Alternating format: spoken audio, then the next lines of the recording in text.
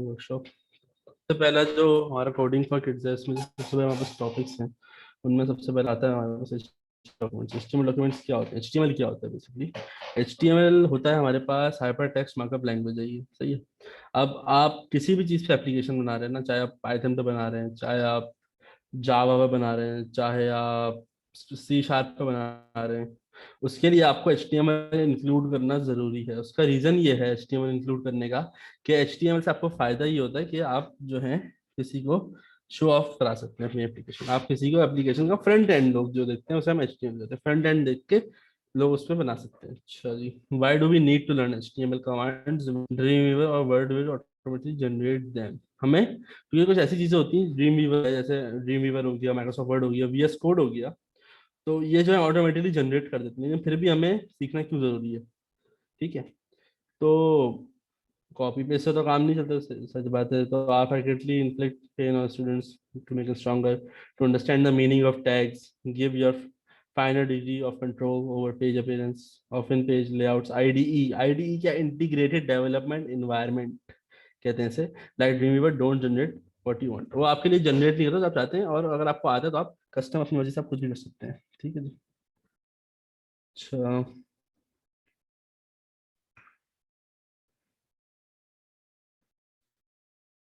अच्छा, तो HTML हमारे पास, तो जो इस कोर्स में आपको कराए जाएंगे, not in the webinar, course में होंगे। तो ये टॉपिक्स हैं हमारे पास। सबसे पहले तो हमारे पास टैग और डॉक्यूमेंट का structure, text formatting, page formatting है हमारे पास, लिस्ट्स हैं, टैग के एट्रीब्यूट्स हैं, हाइपर लिंक्स हो गए, इमेजेस हो गई, कलर्स और टेबल्स।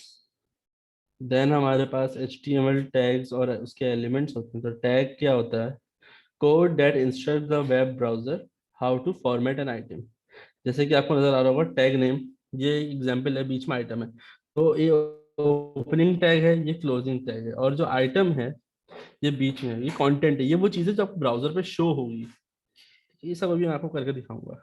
चलो, HTML डॉक्यूमेंट की क्या स्ट्रक्चर होता है? HTML documents have two sections, दो सेक्शंस हैं इसके। पहला सेक्शन है हेडर, दूसरा है बॉडी। अब हेडर आप ऐसे ही दे सकते हैं जैसे हेडर जो हेड होता है एलिमेंट जो कि contain information about document, document की जो इन्फॉर्मेशन होल्ड करता है, जो आपने कभी देखो टैब के ऊपर नाम लिखा हुआ होता है वेबसाइट का, उसे हम हेडर कहते हैं। और साथ ही ये जो हेड का टैग है इससे इसमें हम डालते हैं। साथ ही हमारे पास बॉडी आती है। बॉडी क्या है? कंटेन्स एक्चुअल डॉक्यूमेंट कंटेंट, मतलब जो एक्चुअल कंटेंट है जो आपको शोकेस होता है वेबसाइट पे, जैसे इमेजेस हो गई, एनिमेशन हो गई, सारी बॉडी में हमारे पास आई हुई होती हैं। सही। स्टैंडर्ड HTML टैग्स जो है केस सेंसिटिव नहीं होते, जैसे कि आपने यहाँ पे देख लिया कि हेड हम कैपिटल में भी लिख सकते हैं, हेड हम स्मॉल में भी लिख सकते हैं। So these are not case sensitive. सही। अच्छा जी, ये एक बेसिक सा लेआउट है। ठीक है, ये एक बेसिक सा लेआउट है जिसे हम बॉयलर प्लेट भी कह सकते हैं। सो ये एक बेसिक सा कोड है, इसके लिए आप अगर इसके बगैर आप HTML का स्टार्ट नहीं कर सकते। अच्छा, देन हमारे पास generate HTML5 document structure. Document का स्ट्रक्चर कैसे जनरेट होता है? अब देखें यहाँ पे हमारे पास आ रहा है, जैसे कि HTML हमने यहाँ पे क्या डाला हुआ है, एक लिंक डाला हुआ है। इसका रीजन ये है लिंक डालने का, ये देखें, XML attribute required XHTML but ignored in HTML5। HTML5 में अप्लाई नहीं था, लेकिन पहले जो HTML4 थी उसमें हमें रिक्वायर्ड होता था ये। सही है। और टाइटल क्या है? Title specifies the browser window title bar, text must be in the head of document, search engine pick up this, so select your title wisely. तो ये देखें यहाँ पे आपको नजर आ रहा होगा माई फर्स्ट वेबसाइट, यहाँ से। तो माई फर्स्ट वेबसाइट टाइटल है हमारा, और हेलो वर्ल्ड जो लिखा है हमने यहाँ पे, तो हमारे पास बॉडी आ गई है। ठीक है। So by default, browser display HTML in a left aligned black 12 point normal times Roman font। ये by default होता है, इसके लिए कोई चेंजेस करने की जरूरत नहीं है। ये और कुछ टैग्स हैं हमारे पास जो कि फॉर्मेट टैग्स के साइज और स्टाइल के लिए होते हैं। तो बोल्ड वगैरह हो जाए, इसमें एम्फसाइज हो जाए, इटैलिक वगैरह सब होते हैं इसमें। आपको पूरी पावर पॉइंट की PDF मिल जाएगी, तो आप इससे इजीली पढ़ सकते हैं। साथ ही हमारे पास एग्जाम्पल में जो टेक्स्ट की फॉर्मेटिंग है वो है हमारे पास टाइटल में, माय फर्स्ट स्टेप पे जैसे ये आ रहा है। देन बिग, जो मैंने लिखा, बिग के बाद बोल्ड, तो बिग और बोल्ड ने मिला के ऐसे ये कर दिया, बोल्ड बना दिया। Then formatting text using headings. Total हमारे पास 6 टाइप्स के, H1, H2, H3, H4, H5, H6 और देन पैराग्राफ्स। देन हमारे पास नॉर्मल जो हेडिंग के टैग्स हैं, जैसे मैंने आपको भी बताया, जैसे इस तरह से। तो यहाँ से हमारे पास आउटपुट भी आया हुआ है। बाद में हमारे पास पेज फॉर्मेटिंग आई हुई है इसमें। तो पेज फॉर्मेटिंग क्या होती है भाई? पेज फॉर्मेटिंग होती है browser ignore most white spaces tabs and line breaks hard return, मतलब एच सोर्स कोड में see to create line breaks in web pages use paragraph and line break tags, paragraph tag सही। Then syntax में हमारे पास आता है P का tag, P होते हैं, पी का मतलब पैराग्राफ होता है। तो आपको कोई भी सिंटैक्स वगैरह लिखना है तो आप उसमें पैराग्राफ में लिख सकते हैं, ठीक है। चल लाइन ब्रेक का टैग होता है जो लाइन को ब्रेक करने के लिए हम यूज करते हैं। देन हमारे पास आ रहा है बॉडी का एक टैग, ठीक है। बॉडी जैसे मैंने आपको बताया, यहाँ पे बी आर जैसे लगाया हमने, जैसे बी आर लगाया तो यहाँ पे देखना है कोई टेक्स्ट के बाद फॉरन, सही है। चलिए, फिर लिस्ट आती है। तो जो बुलेटेड लिस्ट होती है उनको हम कहते हैं अनऑर्डर्ड लिस्ट, और जो नॉर्मल लिस्ट होती है उनको हम कहते हैं ऑर्डर्ड लिस्ट, ठीक है। अच्छा जी, देन हमारे पास इस तरह से भी आ रहा है टाइप में, जो ए अगर हम डिफाइन कर देंगे, जैसे कि हमने ऑर्डर्ड लिस्ट डाली उसमें टाइप ए डिफाइन कर दी, तो वो जो है हमारे पास ए बी सी हमारे कस्टम में हमें दे देगा इस तरह से, ठीक है। और यहाँ पे हमारे पास अरेबिक नंबर्स में भी होता है, लोअर अल्फा में भी होता है, अपर अल्फा में भी होता है, लोअर रोमन में भी होता है, अपर रोमन में भी होता है। साथ ही नेस्टेड अनऑर्डर्ड लिस्ट जो होती हैं वो इस तरह से होती हैं हमारे पास, मिक्स लिस्ट कहलाती हैं। टैग के एट्रीब्यूट्स भी होते हैं यहाँ पे हमारे पास, जिसमें हम वैल्यू।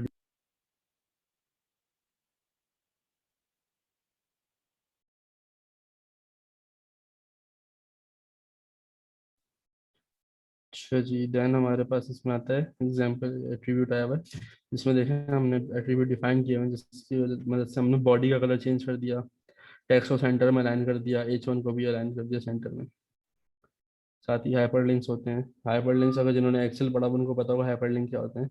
यहाँ भी हम उसी काम के लिए हाइपरलिंक्स यूज होते हैं, एक फाइल को दूसरी फाइल से कनेक्ट करने के लिए हम हाइपरलिंक को यूज कर रहे होते हैं यहाँ पे, ठीक है। जैसे यहाँ आपने किया हुआ है, जैसे ही हम इस पर क्लिक करेंगे तो ये सीधा ओमनी अकेडमी की वेबसाइट पे चल जाएगा। देन यहाँ पे एक हमारे पास example link to an email address, ठीक है जी। साथ ही हमारे पास है हमारा फर्स्ट वेब पेज का आ गया, उसके अलावा इस तरह से ये आ रहा है यहाँ पे, सही है। अच्छा जी, तो कुछ और हाइपरलिंक्स की सैंपल्स हैं हमारे पास। एक इमेजेस के लिए भी है हमारे पास यहाँ पे।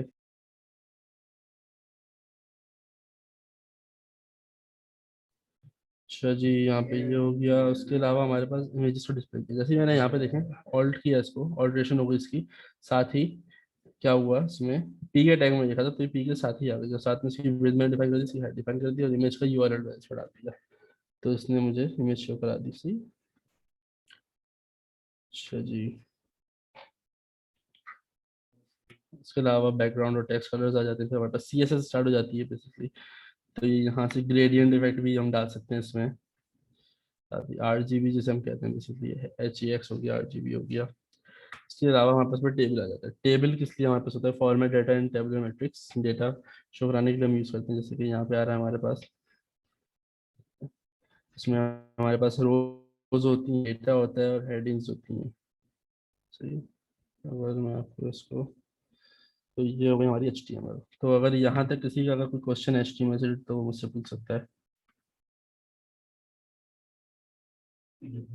किसी का कोई क्वेश्चन है यहाँ तक?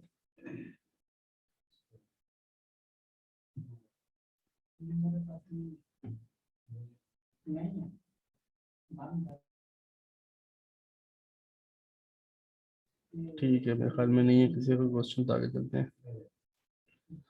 चलिए, कैस्केडिंग स्टाइल शीट आ जाती है फिर हमारे।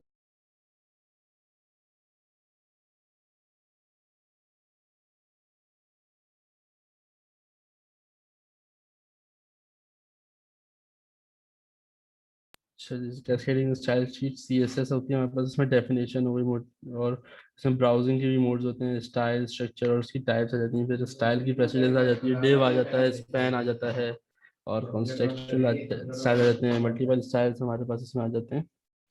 तो सबसे पहले जो सी एस एस की डेफिनेशन है हमारे पास, वो है external file that is link to a web page and defines appearance, ठीक है। जो एक वेब पेज से लिंक्ड है और अपीयरेंस को डिजाइन डिफाइन करती है आपकी वेबसाइट। जैसे कि आप समझ लें, अगर आपकी हम नाउन लेते हैं ना, noun is an action word, तो नाउन हम एचटीएमएल को ले सकते हैं और एडजेक्टिव जो है हमारी साइट हो जाती है। सही। चलिए,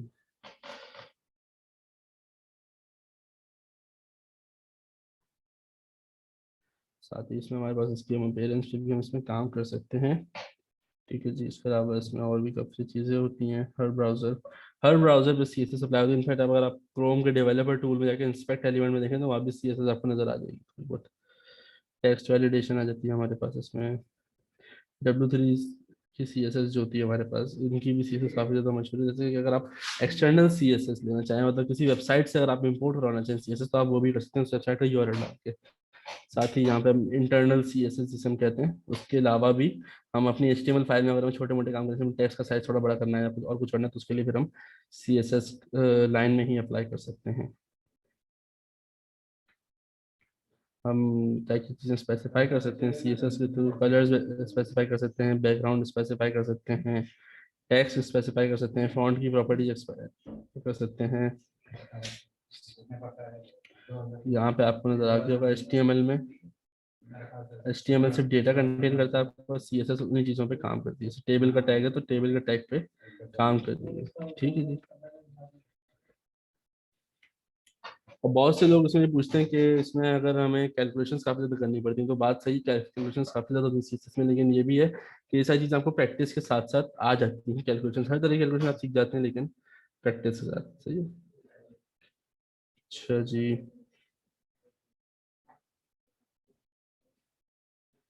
देन हमारे पास आता है यहाँ पे टैग के स्टाइल आते हैं, फॉर्मेट और elements associated with a certain type of tag. सही। चलिए, टैग को कैसे स्टाइल कर सकते हैं। जैसे हमें पी को स्टाइल करना है तो हमने पी सेलेक्ट किया सीएसएस की फाइल में, और देन उसे इस तरह से हमने से डिफाइन कर दिया। जी, यहाँ पे सीएसएस की जो आईडीज होती हैं उनको हम कैसे स्टाइल कर सकते हैं यहाँ पे। तो ये जो आईडी है आपको एक स्पेसिफिक पेज के लिए, स्पेसिफिक टैग के लिए डिफाइन कर, जैसे कि आईडी है, आईडी को आप एज अ रोल नंबर ले सकते हैं अपने। जैसे आपका रोल नंबर है, आपका रोल नंबर यूनिक होता है आपकी पूरी क्लास में, तो आप आईडी को भी वैसे ही ले सकते हैं। ठीक है, तो आप उसमें इस तरह से आप देख सकते हैं।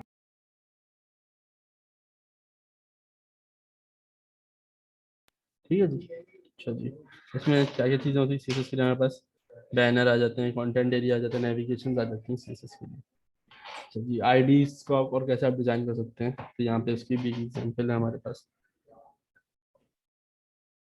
स्टाइल प्रेसिडेंस क्या होती है, इसमें हमारे पास कुछ चीज़ें ऐसी होती हैं जो कि एप्लीकेबल होती हैं स्टाइल पर। एग्जाम्पल में अगर आपको दूं, तो सारे पेजेस के एलिमेंट हो जाएं, वेब पेजेस हो जाएं, उसमें हम सारी चीज़ें स्टाइल में डाल सकते हैं। जैसे कि लेस स्पेसिफिक क्या चीज़ें हैं, मोर स्पेसिफिक क्या क्या चीज़ें हैं।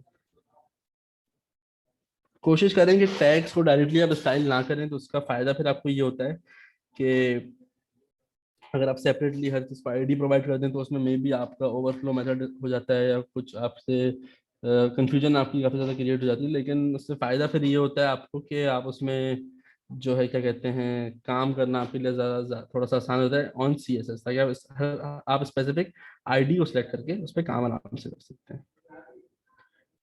जी, कुछ एलिमेंट्स होती हैं हमारे पास इसमें, जैसे कि आप देख लें यहाँ पे, ये पूरे पेज का आपका लेआउट HTML आ जाता है। हेड, टाइटल, हेड में टाइटल आता है, फिर HTML में ही बॉडी आती है, और बॉडी के बाद फिर H1 हेडिंग्स आ जाती हैं, लिस्ट आ जाती हैं, और पैराग्राफ आ जाते हैं। अच्छा जी।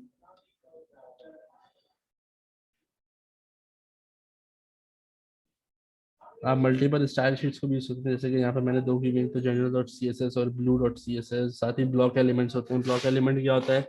Specify a block of content on a web page. अच्छा जी। Block versus inline. Inline specifies the appearance of the content within a block element. Block element में ही होता है इनलाइन एलिमेंट भी हमारे पास। ठीक है। अच्छा जी। एक ही हमारे पास इसमें होता है।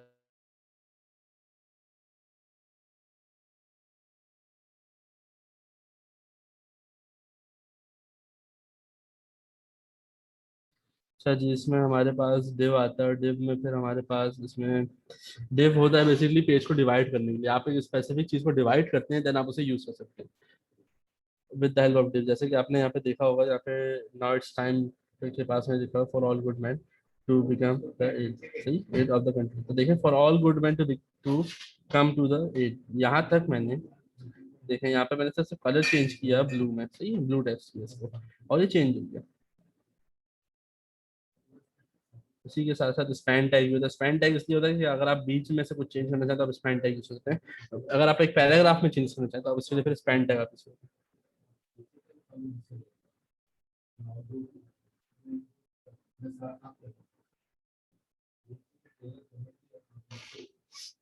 देन हमारे पास इसमें आ जाता है इंपॉर्टेंट स्टाइल प्रॉपर्टीज, और साथ में इसमें हाइट आ जाती है, विड्थ आ जाती है, ब्लॉक का साइज आ जाता है, बॉर्डर्स में प्रॉपर्टीज आ जाती हैं ब्लॉक की, साथ ही मार्जिन आ जाता है, पैडिंग आ जाती है, बैकग्राउंड कलर, बैकग्राउंड इमेजेस, और ब्लॉक बैकग्राउंड आ जाते हैं। ये कुछ डिफ की प्रॉपर्टीज हैं। ये देखना आपको नजर आ गया होगा इसमें डिफ पे हम कैसे काम करते हैं। ठीक है जी। यहाँ तक अगर किसी का कोई भी क्वेश्चन है तो वो मुझसे फिर पूछ सकता है।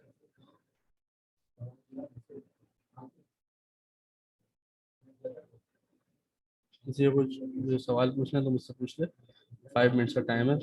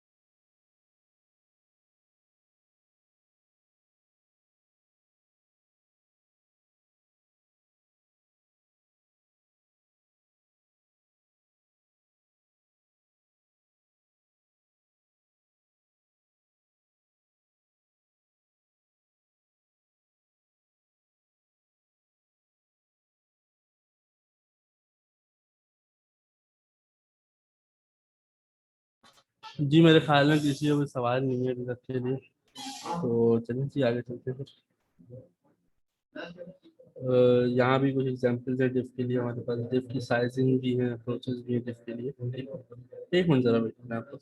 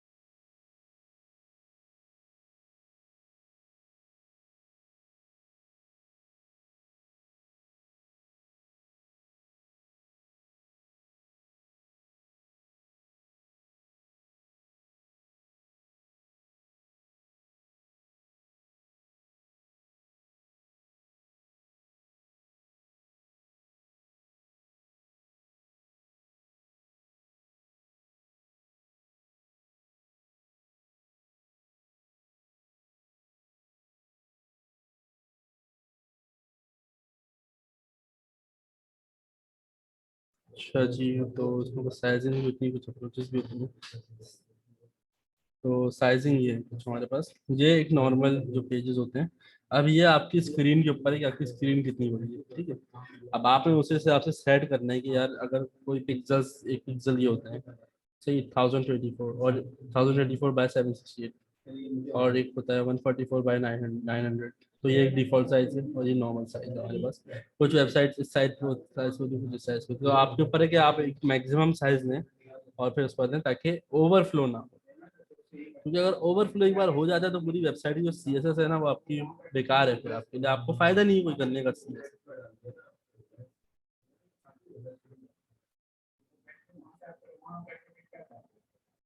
साथ ही ओवरफ्लो की कुछ एग्जांपल्स हैं, ये देखें। ओवरफ्लो को अगर हमने विजिबल किया हुआ है तो ये देखें, ये टेक्स्ट इससे बाहर आ गया हमारे पास, आपको नजर आ रहा होगा। और यहाँ पे देखें, अगर हमने ओवरफ्लो विजिबल था यहाँ पे, तो ये हो रहा है। ओवरफ्लो को जब हमने हिडन कर दिया तो इस तरह से ओवरफ्लो को अगर हमने स्क्रॉल बार लगा दिए तो फिर यहाँ पे हम इसे प्रॉपरली रीड कर सकते हैं, ठीक है।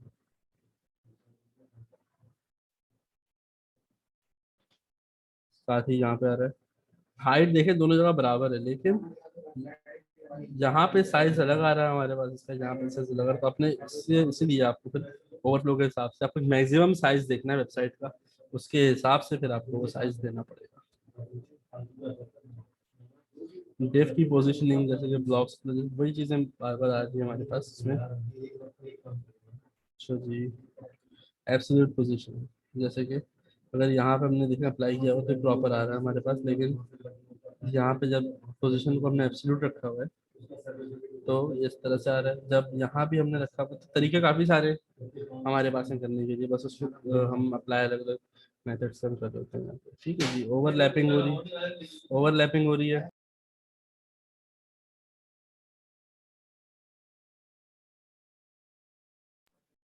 अच्छा जी, देन यहाँ पे हमारे पास कुछ हम लेआउट्स बनाते हैं इसमें, डिव इस्तेमाल करते हुए। ठीक है जी, ये एक टेम्पलेट है आपकी वेबसाइट का, प्रॉपर जो टेम्पलेट है।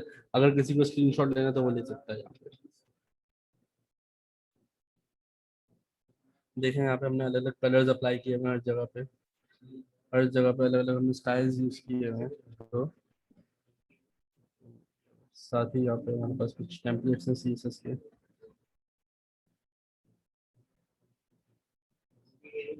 ये ये देखिए, ये एक और वेबसाइट का टेम्पलेट आ जाता है हमारे पास। इसमें देखिए हमने कुछ नहीं किया हुआ, सिर्फ HTML में इतना सा किया, CSS इतनी लंबी चौड़ी लिखी है। तो उससे फायदा हमें क्या हुआ, उससे फायदा हमें ये हुआ कि हमारे पास एक प्रॉपर, हमारे पास एक लेआउट बन गया वेबसाइट का। सही है। अगर किसी का कोई सवाल जहाँ तक तो मुझसे भी पूछ सकता है।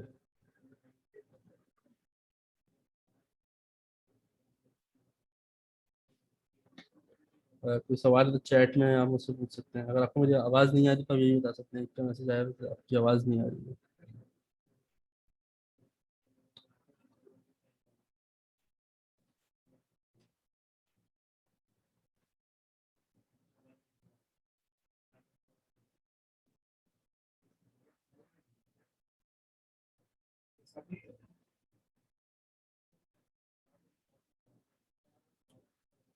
अच्छा जी, और भी हमारे पास HTML की चीज़ है बस। यहाँ पे फिर ये हमारे पास ये जो है एंड होता है। तो यहाँ पे कुछ हमारे पास क्वेश्चन है। ये वर्कशॉप के बाद आप ये क्वेश्चंस देखने की कोशिश करिएगा। ये कुछ ऐसे क्वेश्चन तो अगर आपको आए तो बहुत अच्छी बात है। तो उससे फिर फायदा ये होता है आपको कि ये चीज़ें आपके पास इसमें हो जाती हैं, ठीक है। अच्छा जी, तो अब हम चलते हैं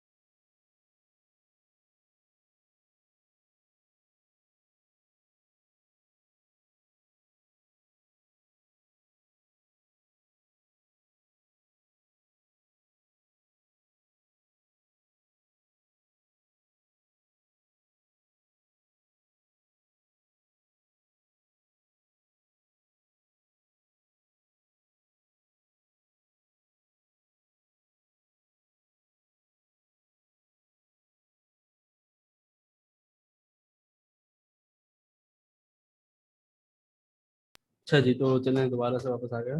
तो यहाँ पे पाइथन की आप लोगों को नज़र आ रही होगी, यहाँ पे स्क्रीन शेयर हो रही है, होप सो सबको। तो पाइथन क्या है? पाइथन एक इंटरप्रेटेड ऑब्जेक्ट ओरिएंटेड लैंग्वेज है। ऑब्जेक्ट ओरिएंटेड वो होता है जो कि हमारी रियल लाइफ में जिसे अप्लाई करते हैं, that is known as object oriented language.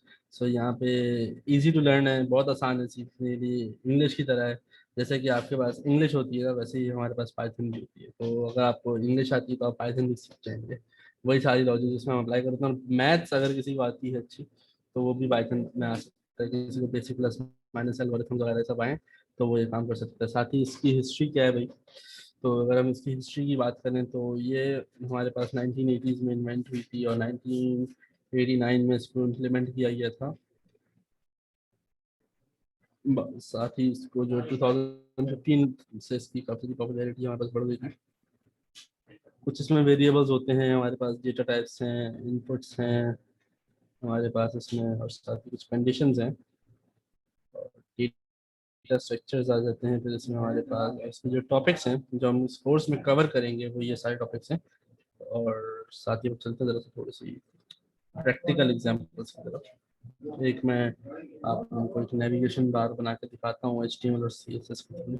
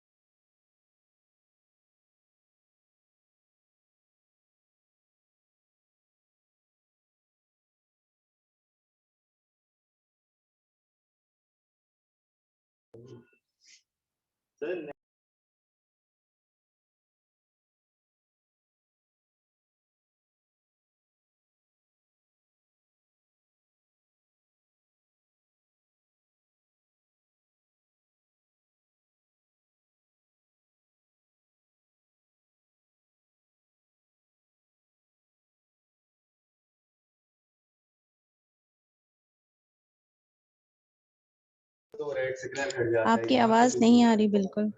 अच्छा, अब आ रही है आपको? जी जी, अब आ रही। सॉरी, वो जरा माइक इशू हो गया था उसमें थोड़ा सा। मैंने कुछ नहीं किया, मैंने बेसिकली यहाँ पे एक HTML कोड अप्लाई किया है। ठीक है, सिंपल है, HTML अप्लाई किया है इस तरह से। ठीक है, इस तरह से हमने HTML अप्लाई किया और यहाँ पे फिर मैंने इसका टाइटल चेंज कर दिया, जैसे कि नैप बार मैंने कर दिया। सही है जी, नैप बार मैंने इसका टाइटल चेंज कर दिया इसको।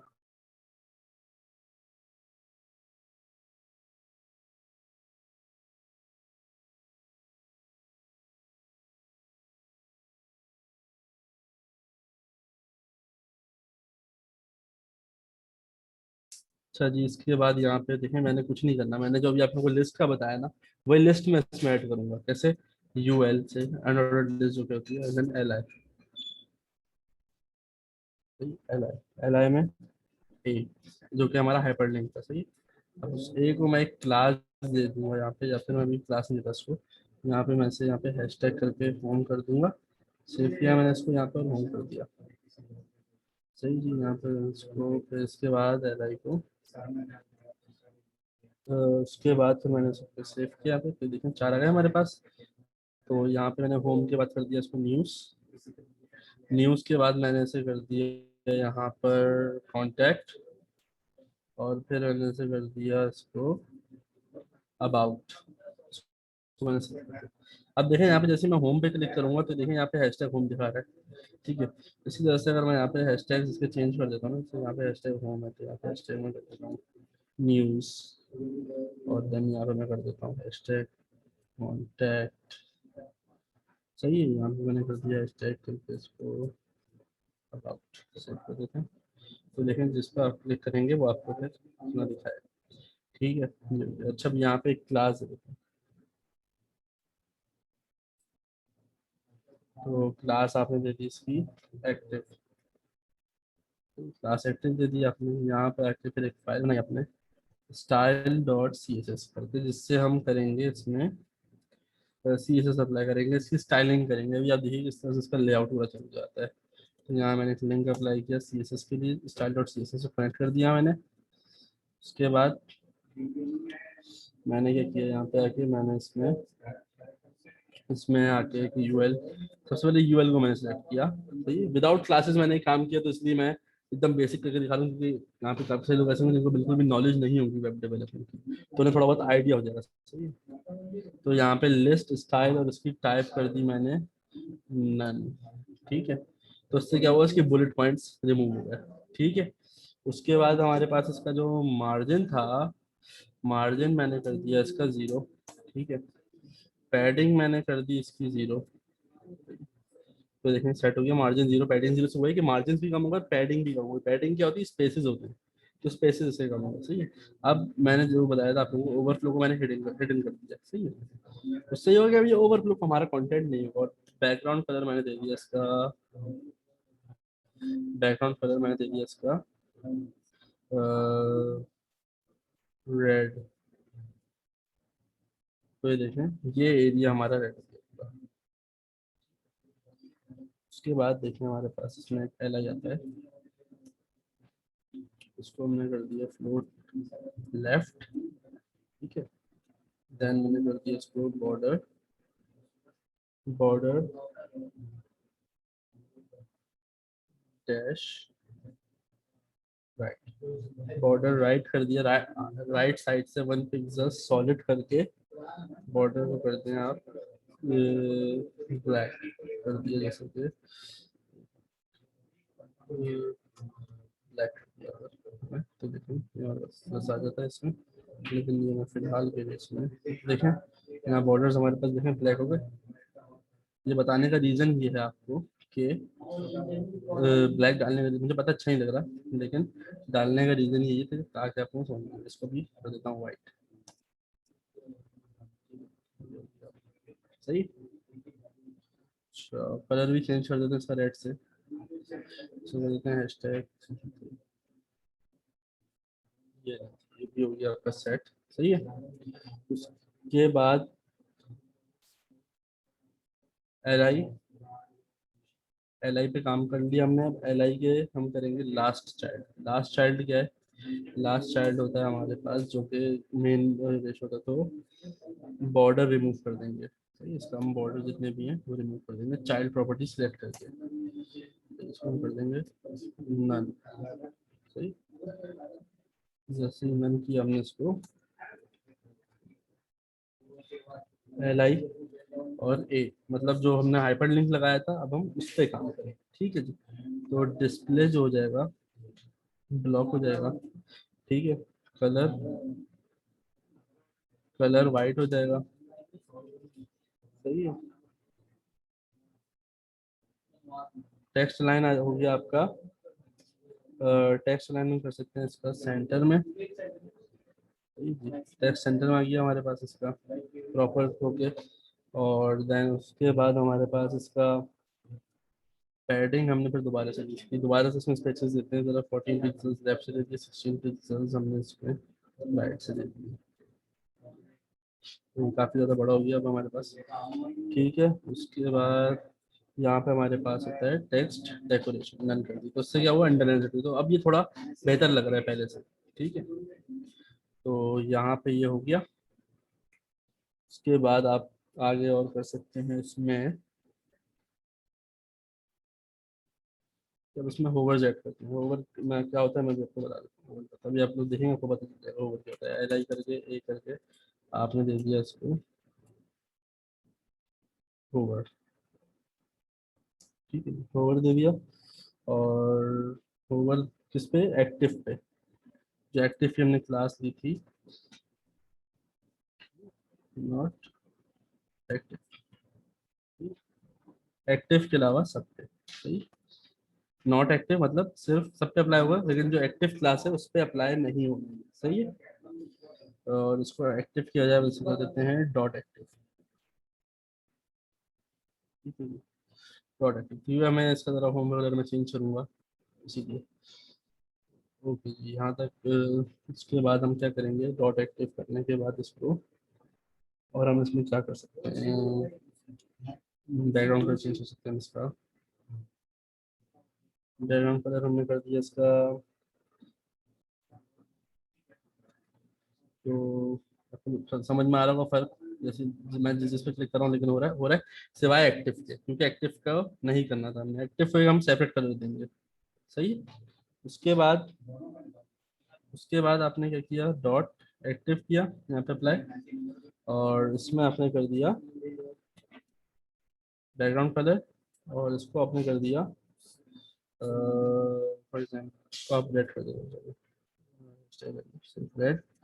मुझे इस तरह से कर दिया तो ये देखिए, ये हो गया आपका सेट। ठीक है। अच्छा, और होम पे अगर हमें यहाँ पे एक्टिव अप्लाई करना हो तो सही है, ये हमारा हो गया।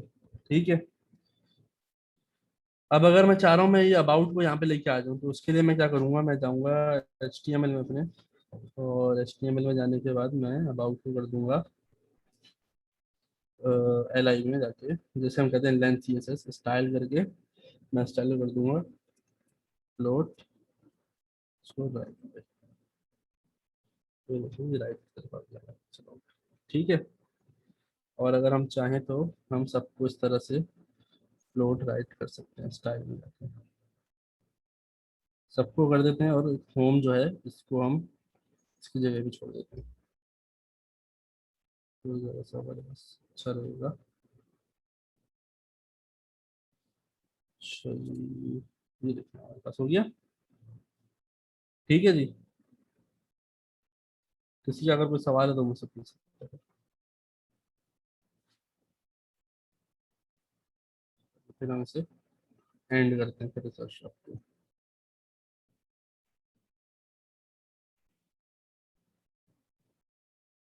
ओके, आई गेस नहीं किसी को सवाल, फिर एंड करते हैं इसको। अल्लाह हाफिज़।